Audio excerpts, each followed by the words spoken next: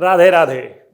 आज हम लोग बात करने वाले हैं कैपिटल टीवी के विशेष कार्यक्रम सनातन फाइल्स में सनातन धर्म के वर्तमान समय पर चल रहे सबसे बड़े विवाद को लेकर।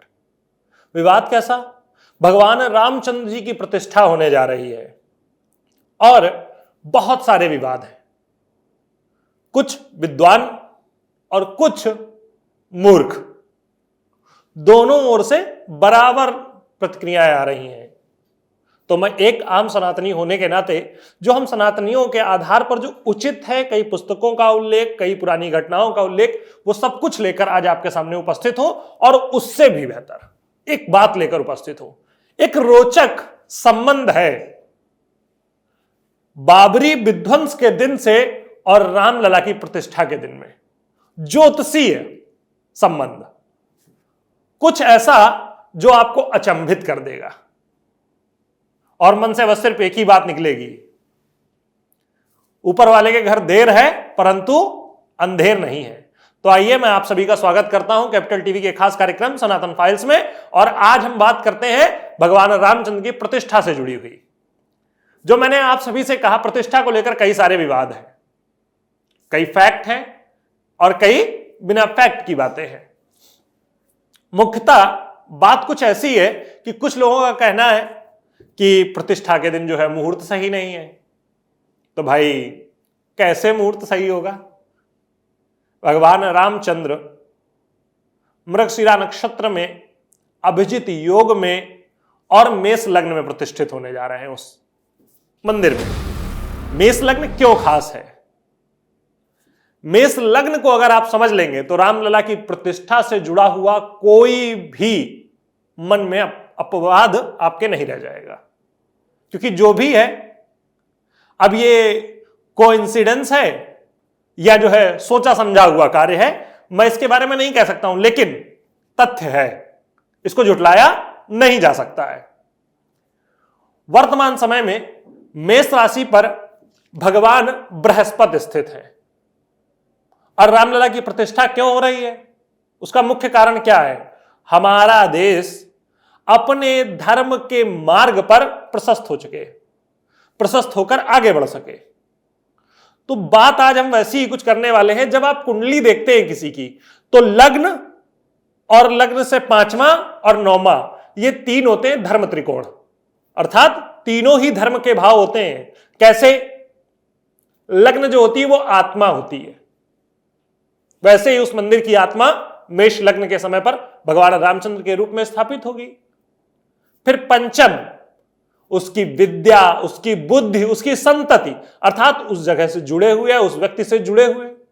और भगवान रामचंद्र की संतति क्या है? हम सभी हैं। तो पंचम दृष्टि भगवान बृहस्पति की पड़ेगी पंचम भाव पर। निश्चित तौर पर उनकी उस समय उस मुहूर्त पर प्रतिष्ठा होने से हमारे आसपास, हमारे क्षेत्र परिक्षेत्र में संतति की वृद्धि होगी, विवेक की वृद्धि होगी, बुद्धि की वृद्धि होगी। और उसके बाद नवम दृष्टि पड़ेगी नवम भाव पर, जो कि धर्म का भाव और भाग्य का भाव होता है। निश्चित तौर पर भाग्य बढ़ेगा और धर्म भी आगे बढ़ेगा। इसीलिए तो रामलला की प्रतिष्ठा हो रही है। अब मैंने आप लोगों से एक बात कही थी, एक अजीबोगरीब संबंध है बाबरी विध्वंस के समय से और रामलला की प्रतिष्ठा के समय पर। सर्वविदित है कि भगवान रामचंद्र की जो प्रतिष्ठा हो रही है वो मेष लग्न में हो रही है, अभिजित मुहूर्त में हो रही है। लेकिन क्या आपको पता है, बाबरी विध्वंस के समय जब पहला गुम्बद गिराया गया था उस समय भी मेष लग्न थी। है ना अजीब संयोग? मेष लग्न में ही बाबरी ढाई गई थी और मेष लग्न में ही रामलला विराजेंगे। इसके साथ ही जब हम अपने भारतवर्ष की कुंडली देखते हैं, 15 अगस्त 1947 को आजाद हुए हमारे भारतवर्ष की कुंडली जो बनती है जाकर के वृषभ लग्न की, मेष 12वां घर हुआ। 12वां घर व्यय का भी होता है और मोक्ष का भी होता है। तो मेष लग्न में जब बाबरी विध्वंस हुआ उस समय वहां पर चंद्रमा थे, जो कि तृतीय भाव, अर्थात काम से मोक्ष था। काम से मोक्ष था। काम कैसा? तृतीय भाव काम का संबंध रखता है।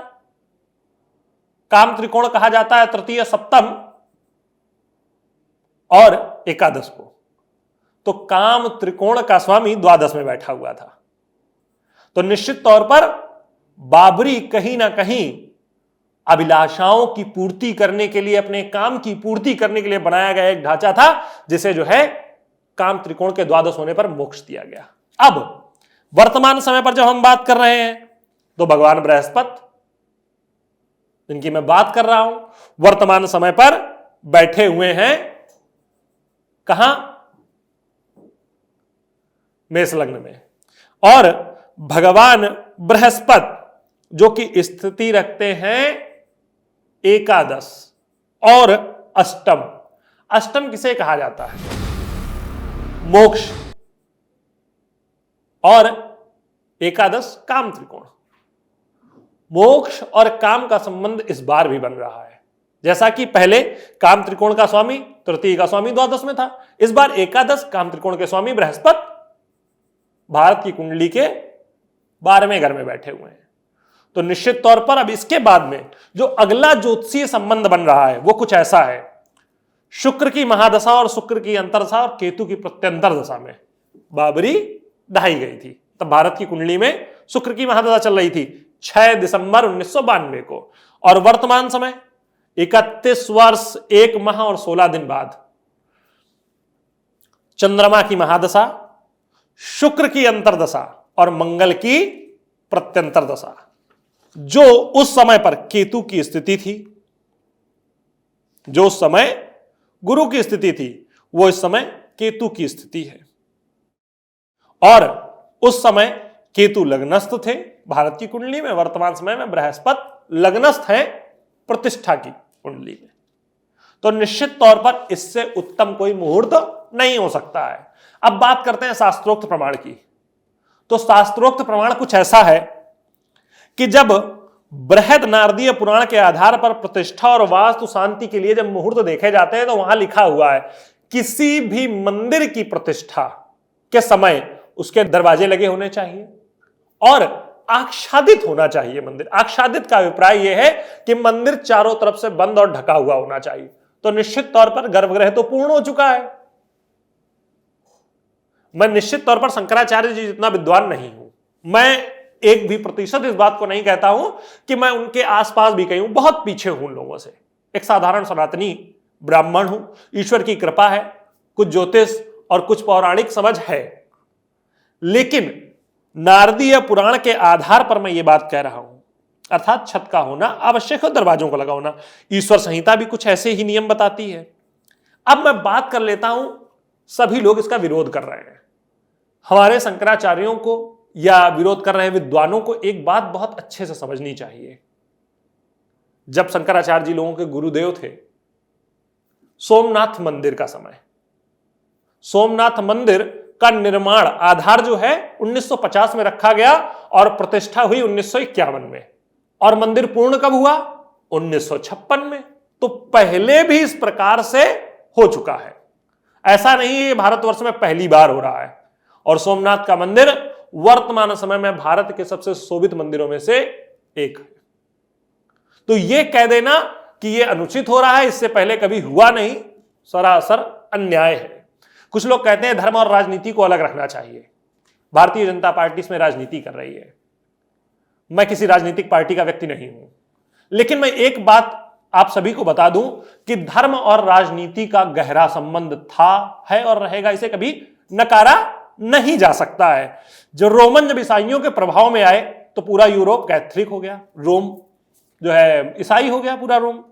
और उसके बाद में पेगन सब जो है ये कहा जाता है बुद्ध परस्ती, जो मूर्ति पूजक थे।